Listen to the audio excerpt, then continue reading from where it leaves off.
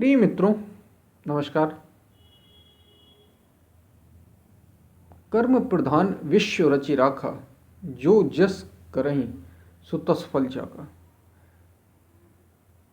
ये परमात्मा ने, ईश्वर ने, अस्तित्व ने,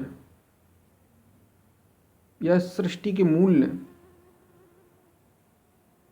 कर्म प्रधान विश्व रचि राखा।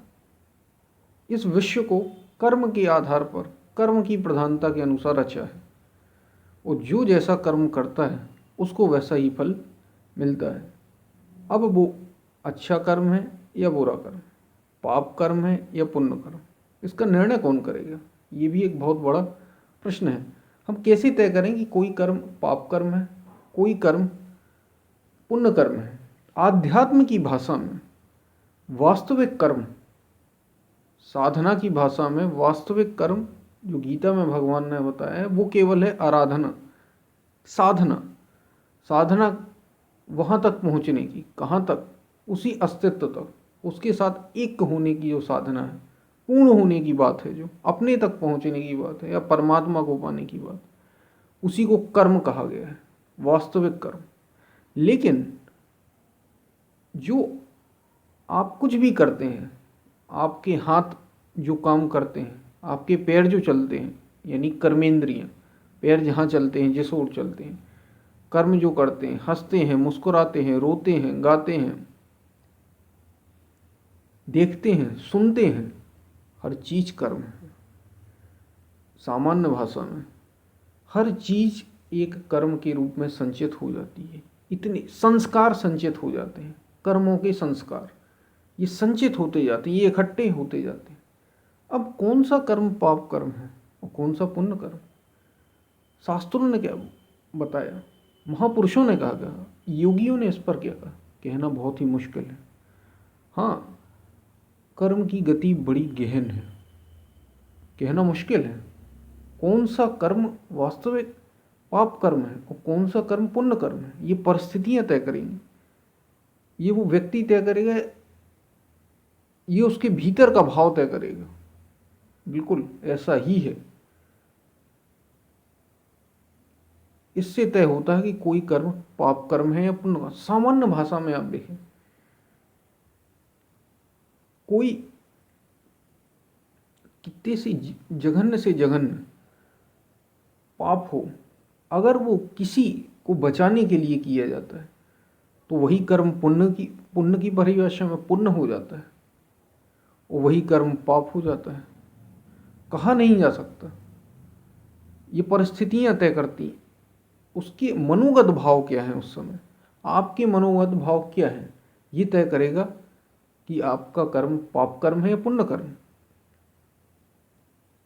सामान्य अगर मनुष्य की बात करें, किसी साधक की, अगर किसी महापुरुष की अगर बात ना करूं, सामान्य मनुष्य की बात करूं, क्योंकि जो महापुरुष के कर्म हैं वो आकृष्ण और अशुक्ल होते हैं। गीता में भगवान श्री कृष्ण कहते हैं उन पर कर्मों का कोई प्रभाव नहीं पड़ता। क्यों नहीं पड़ता?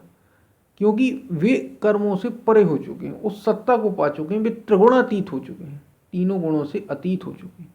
लेकिन सामान्य मनुष्य जो अभी त्रिगुणातीत नहीं है, जो सामान्य है, उदाहरण के लिए कोई योगी कोई कार्य कर रहा है, मान लीजिए संसार में कोई कार्य कर रहा है,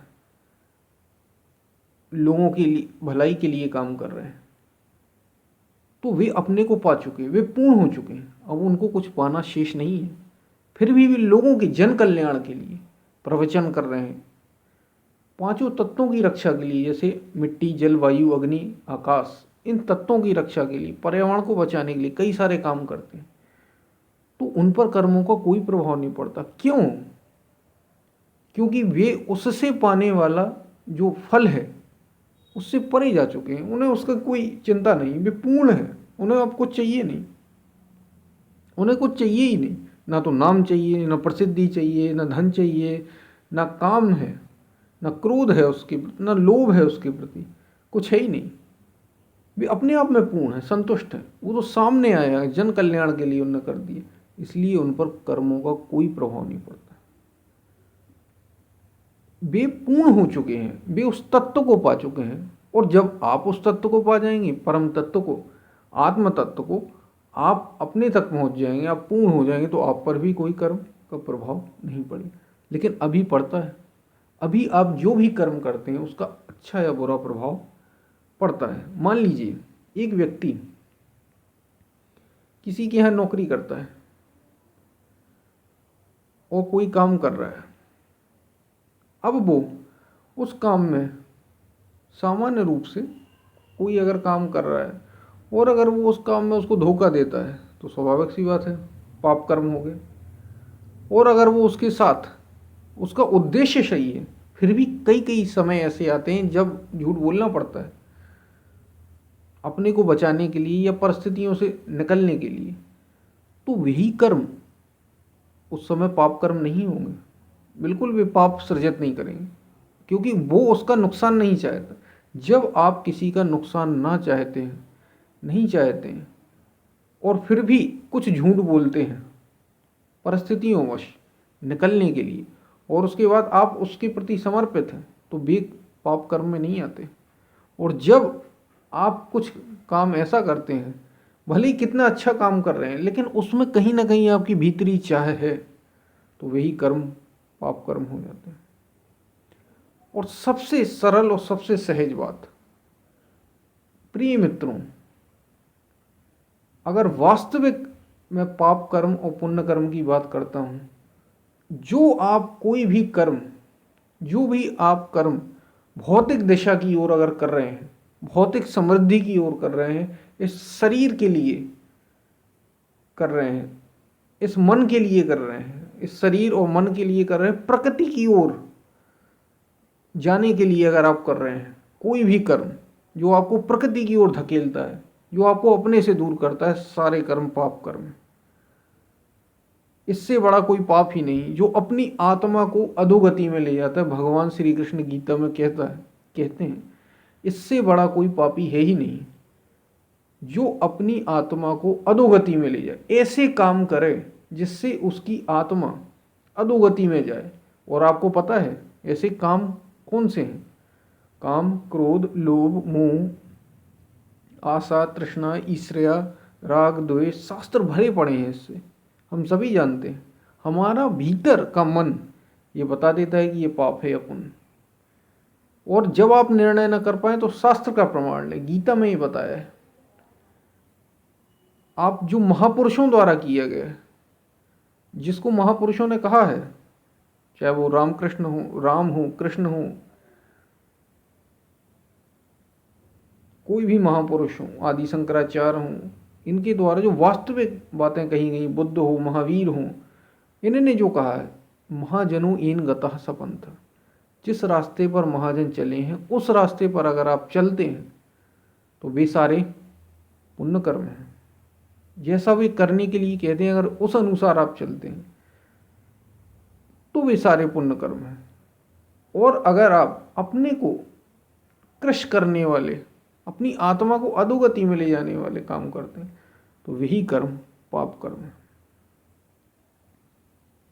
पाप और पुण्य की परिभाषा में गीता कहती है शास्त्र ही प्रमाण। शास्त्र बताते हैं कि कौन से कर्म पाप कर्म, कौन से कर्म पुण्य कर्म। और अगर आप केवल ईश्वर की ओर लगे हैं, आप अपने को पूर्ण करने में लगे हैं, आप वास्तविक आनंद को पाने में लगे हैं, यूं कहें आप आत्मानंद के लिए लगे, बस आप अपने को, जिसको कहा गया है, जो वास्तविकता में आपको पूर्ण करता है, अगर आप उसके लिए लगे हैं तो सारे कर्म, उस रास्ते में आने वाले सभी कर्म पुण्य कर्म बन जाते हैं। क्योंकि आपको पूरा करने के, आपका उद्देश्य जो है वो अपने को पाना है, अपने लक्ष्य को पाना है, वास्तविक लक्ष्य की ओर, निश्चल तत्व को पाना है, परम तत्व को पाना है, ईश्वर तत्व को पाना है। इस ओर किए जाने वाले सभी कर्म जो आपको इस ओर ले जाते हैं, सारे कर्म पुण्य कर्म। और जो इससे भटकाते हैं, आपको प्रकृति की द्वंद्व में, प्रकृति की ओर ले जाते हैं, सारे कर्म, वे सारे कर्म पाप कर्म ही तो हैं। जो आपको अपने से दूर करें, जो आपको वास्तविक आनंद से दूर करे, तो वो तो वैसे ही पाप कर्म है। बस यही परिभाषा है।